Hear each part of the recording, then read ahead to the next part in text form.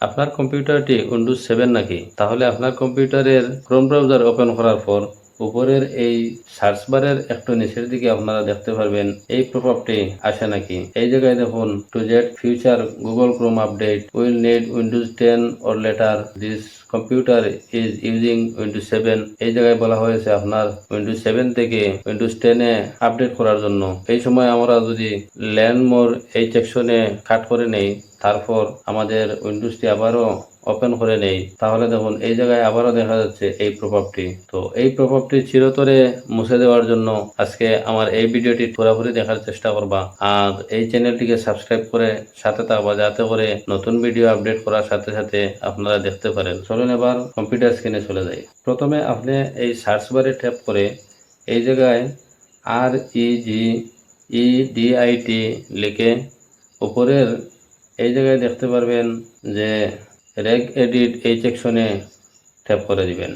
Tap করার পর এই হটকি কারেন্ট ইউজার এই সেকশনে ট্যাপ করে একটু নিচের দিকে সফটওয়্যার এই সেকশনে ট্যাপ করে আবারও একটু স্ক্রল ডাউন করে এই জায়গায় দেখতে পারবেন পলিসি। এই পলিসিতে রাইট বটন ট্যাপ করে দিবেন। তারপর নিউ কি অথবা এই হোল্ডারে গুগল লিখে ট্যাপ করে আবারও রাইট বটন ট্যাপ করে নিউ কি এই হোল্ডারে লিখে দিবেন ক্রোম। ক্রোম লিখে ট্যাপ করে এই অপশন সেকশনে রাইট বটন ট্যাপ করে নিউ, অথচ এই জায়গায় দেখতে পারবেন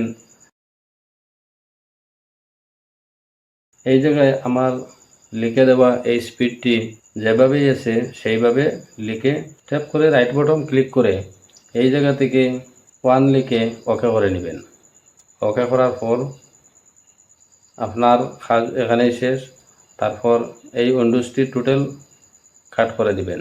আপনার পিসিটি রিস্টার্ট করে নেবেন। আমি আপনাদেরকে দেখানোর জন্য আমার পিসিটি রিস্টার্ট করে নিলাম।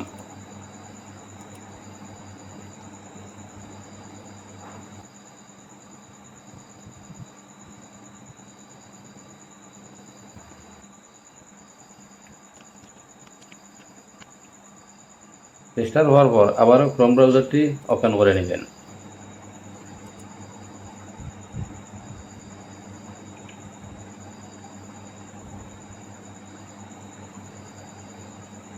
দেখুন এই জায়গায় আর সেই প্রভাবটি আসছে না।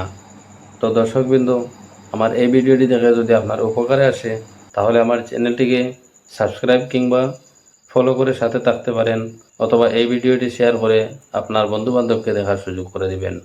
দেখা হবে আগামী ভিডিওতে।